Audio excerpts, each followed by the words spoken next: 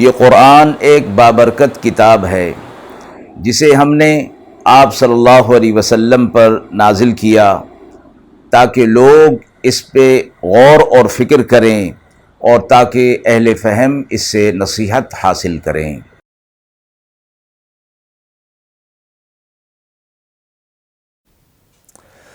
بسم اللہ الرحمن الرحیم۔ السلام علیکم ورحمۃ اللہ وبرکاتہ۔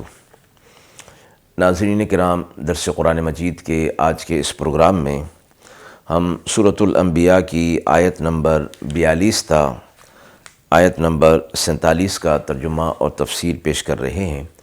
اور آخر میں پوچھے گئے سوال کا جواب ہوگا۔ اعوذ باللہ من الشیطان الرجیم، بسم اللہ الرحمن الرحیم۔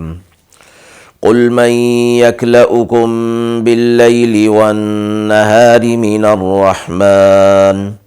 بل هم عن ذكر ربهم معرضون أم لهم آلهة تمنعهم من دوننا لا يستطيعون نصر أنفسهم ولا هم منا يصحبون بل متعنا هؤلاء وآباءهم حتى طال عليهم العمر أفلا يرون أنا نأتي الأرض ننقصها من أطرافها أفهم الغالبون قل إنما أنذركم بالوحي ولا يسمع الصم الدعاء إذا ما ينذرون ولئن مستهم نفحة من عذاب ربك ليقولن يا ويلنا إنا كنا ظالمين ونضع الموازين القسط ليوم القيامة فلا تظلم نفس شيئا وإن كان مثقال حبة من خردل أتينا بها وكفى بنا حاسبين۔ آیات مبارکہ کا ترجمہ ملاحظہ فرمائیں۔ آپ کہہ دیجئے، کون نگہبانی کرتا ہے تمہاری رات میں اور دن میں رحمان سے؟ کوئی نہیں، وہ اپنے رب کے ذکر سے منہ پھیر رہے ہیں، یا ان کے واسطے کوئی اور معبود ہیں جو ان کو بچاتے ہیں ہمارے سوا؟ وہ اپنی بھی مدد نہیں کر سکتے، اور نہ ان کی ہماری طرف سے کوئی رفاقت ہے۔ کوئی نہیں، ہم نے عیش دیا ان کو اور ان کے باپ دادوں کو، یہاں تک کہ بڑھ گئی ان کی عمر، پھر کیا نہیں دیکھتے کہ ہم چلے آتے ہیں زمین کو گھٹاتے اس کے کناروں سے؟ کیا اب یہ غالب ہونے والے ہیں؟ تو آپ کہہ دیجئے، میں تم کو ڈراتا ہوں اللہ کے حکم سے، اور سنتے نہیں بہرے پکارنے کو جب ان کو کوئی ڈر کی بات سنائے، اور کہیں پہنچ جائے ان تک ایک بھاپ آپ کے رب کے عذاب کی، تو ضرور کہنے لگیں گے کہ ہماری کم بختی ہے کہ ہم ہی ظالم تھے۔ اور رکھیں گے ہم ترازو انصاف کی قیامت کے دن، پھر ظلم نہ ہوگا کسی پر بھی ذرہ کے برابر، اور اگر ہوگا برابر رائی کے دانے کے تو ہم لے آئیں گے اس کو، اور ہم حساب کے لیے کافی ہیں۔ پچھلی آیات سے جیسے کہ ذکر کفار کا چلا آ رہا تھا، ان آیات میں بھی انہی کو مخاطب کر کے آپ صلی اللہ علیہ وسلم سے فرمایا گیا کہ آپ ان سے پوچھئے کہ اللہ کے علاوہ کون ہے جو دن رات تمہاری نگہبانی کرتا رہتا ہے؟ وہ تمہارا رب ہے، تمہاری پرورش کرتا ہے، تمہارا پروردگار ہے وہ۔ اللہ کے علاوہ کون ہے جو تمہاری نگہبانی کر سکتا ہو، لیکن تم اسی کی طرف سے منہ پھیرے ہوئے ہو؟ یا پھر ان سے پوچھئے کوئی اور معبود ہے جو ہمارے سوا، تو وہ اس کا ذکر کریں۔ وہ تو ایسے ہیں کہ وہ اپنی مدد نہیں کر سکتے، تو تمہاری نگہبانی اور تمہاری مدد وہ کیسے کریں گے؟ اور ہماری ساتھ ان کی کوئی رفاقت، کوئی دوستی بھی نہیں ہے، یعنی ان معبودان باطلہ کا ہم سے کیا تعلق اور کیا واسطہ کہ وہ ہمارے ساتھ یہ لوگ ان کو معبود ہونے میں اور الہ ہونے میں شریک ٹھہرا رہے ہیں۔ فرمایا کہ یہ اس وجہ سے ہے کہ دنیا کے اندر انہوں نے اللہ کو بھلا دیا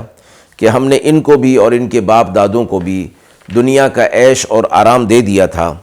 اور پھر ان کی زندگی طویل کر دی تھی، اور اسی عیش اور آرام کے اندر یہ پڑے رہے، تو وہ سمجھتے رہے کہ یہی سب کچھ ہوگا۔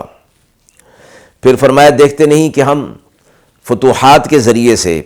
اہل اسلام کی فتوحات کے ذریعے سے زمین کو برابر گھٹاتے آ رہے ہیں،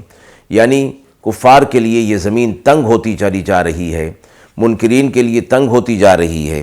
کیا یہ سمجھتے ہیں کہ یہ غالب آ جائیں گے اہل ایمان پر، مسلمانوں پر؟ ایسا ہرگز نہیں ہوگا۔ قرآن مجید کے اندر ایک شرط رکھ دی گئی کہ اہل ایمان اگر اللہ کی وحدانیت اور اللہ کے پیغام کو لے کر چلتے رہیں گے اور ایمان پر اور تقوی والی زندگی گزاریں گے تو یہی لوگ ہی غالب رہیں گے، کفار ان کے اوپر غالب نہیں آ سکتے۔ آپ کہہ دیجئے کہ میں تو تمہیں اللہ کے حکم سے جو مجھ پر نازل ہوتا ہے اسی سے میں تمہیں ڈراتا رہتا ہوں، لیکن فرمایا کہ یہ وہ لوگ ہیں کہ جب اس پکار کو ان تک پہنچایا جاتا ہے تو یہ اس کی طرف سے بہرے ہو جاتے ہیں، پھر اس پکار کو یہ سنتے ہی نہیں ہیں، باوجود اس کے کہ ظاہری کان یہ رکھ رہے ہوتے ہیں لیکن دل کے کانوں سے یہ سنتے نہیں، اس لیے یہ سننا ان کو فائدہ نہیں پہنچاتا۔ اور فرمایا کہ دنیا کے اندر یہ عذاب کی جلدی کر رہے ہیں، اگر دنیا کے اندر اللہ کی طرف سے عذاب کا ایک جھونکا بھی ان کو پہنچ جائے یا ان کو ٹکرا جائے تو پھر یہ لوگ اسی وقت ہوش میں آ جائیں گے اور کہنے لگیں گے کہ ہاں ہم ہی خطابار ہیں، ہم ہی ظالم ہیں۔ اگلی آیت میں قیامت کے دن میزان کے قائم کرنے کی بات فرمائی گئی کہ قیامت کے دن اللہ رب العزت ایک ترازو قائم فرمائیں گے جس کو میزان قرآن مجید کے اندر کہا گیا، اور فرمایا کہ وہ اعمال کو تولنے والا میزان ہوگا جس میں اعمال کو تولا جائے گا۔ اور چونکہ موازین میزان کی جمع ہے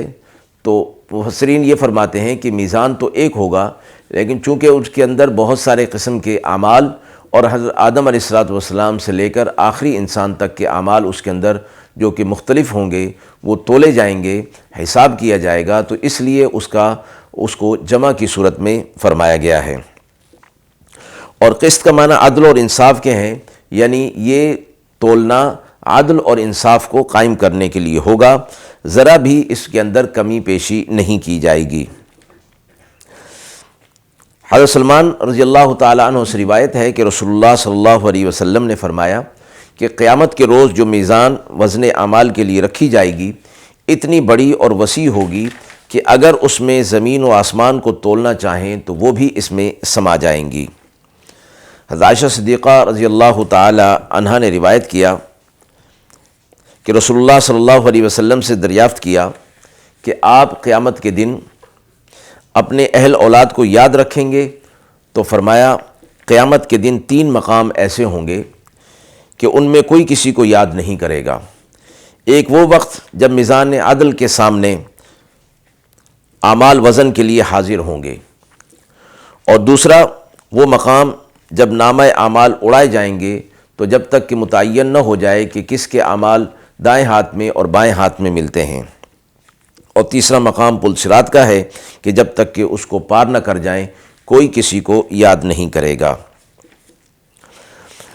پھر فرمایا کہ اگر ذرا سا بھی کوئی نیکی کا عمل ہوگا یا برائی کا عمل ہوگا اس کو لایا جائے گا اور ہم حساب لینے کے لیے کافی ہیں۔ مراد یہ کہ دنیا کے اندر کوئی انسان بھی کوئی چھوٹا سا نیکی کا عمل یہ سمجھ کر نہ چھوڑ دے کہ اس کا کیا حساب ہوگا یا اس کا کیا وزن ہوگا، اسی طرح کسی چھوٹی برائی کو یہ سمجھ کر نہ کرنے لگ جائے کہ یہ کیسے حساب میں آئے گی اور اس کا کیا وزن ہوگا، یہ تو ہلکے درجے کی ہے۔ جواب میں فرما دیا گیا ایک رائی کے دانے کے برابر بھی نیکی یا برائی کا جو عمل ہوگا وہ اس کو لایا جائے گا اور اس کا وزن کیا جائے گا، اور پھر اس کے مطابق اللہ رب العزت فیصلہ فرمائیں گے۔ اور یہ یہاں فرما دیا گیا کہ لا تظلم نفس شیئا، کسی پر ایک ذرے کے برابر بھی ظلم نہیں ہوگا۔ اللہ رب العزت کی شان اور اس کی عظمت اور اس کی قدرت اس بات پر قادر ہے کہ بغیر وزن کیے بھی اللہ رب العزت ہر شخص کو اس کے اعمال کے مطابق جزا اور سزا دے دے اور بتا دے اس کے نامہ اعمال، لیکن یہ میزان اس لیے قائم ہوگا کہ حجت پوری ہو جائے اور ہر شخص کے اعمال اس کے سامنے تول دیے جائیں اور معلوم ہو جائے۔ اسی طرح نامہ اعمال ہاتھ میں دیے جانے اور پھر کہا جائے گا کہ اس کو تم آج خود پڑھ لو کہ تم آج اپنا حساب لینے کے لیے خود ہی کافی ہو، یعنی تمہیں خود معلوم ہو جائے گا کہ تمہارے نامہ اعمال کے اندر کتنے گناہ ہیں اور کتنے ثواب ہیں۔ آیت کے حوالے سے سوال پوچھا گیا ہے کہ قیامت کے دن اعمال کے وزن کی کیفیت اور صورت کیا ہوگی؟ حضرت انس رضی اللہ تعالیٰ عنہ سے روایت ہے کہ رسول اللہ صلی اللہ علیہ وسلم نے فرمایا کہ میزان پر ایک فرشتہ مقرر ہوگا اور ہر انسان کو اس میزان کے سامنے لایا جائے گا۔ اگر اس کی نیکیوں کا پلہ بھاری ہوگا تو فرشتہ منادی کرے گا، جس کو تمام اہل محشر سنیں گے کہ فلاں شخص کامیاب ہو گیا، اب اس کو کبھی محرومی نہیں ہوگی۔ اور اگر نیکیوں کا پلہ ہلکا رہا تو یہ فرشتہ منادی کرے گا کہ فلاں شخص شقی اور محروم ہو گیا، اب کبھی کامیاب اور بامراد نہیں ہوگا۔ اور فرمایا کہ یہ فرشتہ جو میزان پر مقرر ہوگا جبریل علیہ السلام ہوں گے۔ پھر یہ فرمایا کہ انسان کے چھوٹے بڑے تمام اعمال حاضر کیے جائیں گے تاکہ وہ ان کو وزن کے اندر شامل کیا جا سکے۔ اور یہ بھی ساتھ ہوگا کہ فرشتوں نے جو اعمال اچھے اور برے لکھے ہوں گے، جنہیں کرامن کاتبین کہا جاتا ہے، وہ بھی پیش کیے جائیں گے اور انہیں بھی تولا جائے گا۔ وآخر دعوانا ان الحمد للہ رب العالمین۔